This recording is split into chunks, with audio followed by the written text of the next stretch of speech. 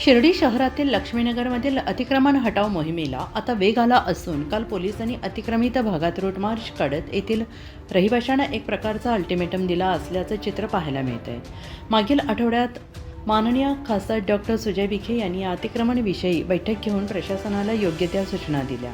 10 मार्चला लक्ष्मीनगर पूर्णपणे मोकळे केले जाणार असून तत्पूर्वी अतिक्रमित लोकांना 1 महिना संधी देण्यात आली आहे। लोकांनी स्वतःहून त्या जागा मोकळ्या कराव्यात अशी सूचना डॉक्टर सुजय विखे यांनी दिल्या आहेत। नगर परिषदेच्या वतीने नोटिसा देण्याची प्रक्रिया राबवण्यात आलेली आहे।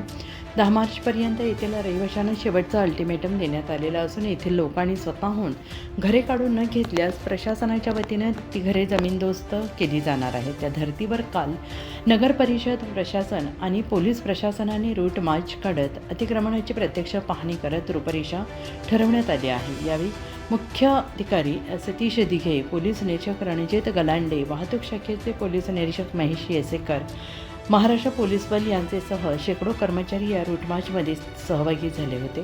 दरम्यान प्रशासनाच्या या भूमिकेमुळे येथील रहिवाशांमध्ये घबराटीचे वातावरण पसरले आहे। उत्तर महाराष्ट्र न्यूज नेटवर्कसाठी किशोर पाटणी, शिर्डी।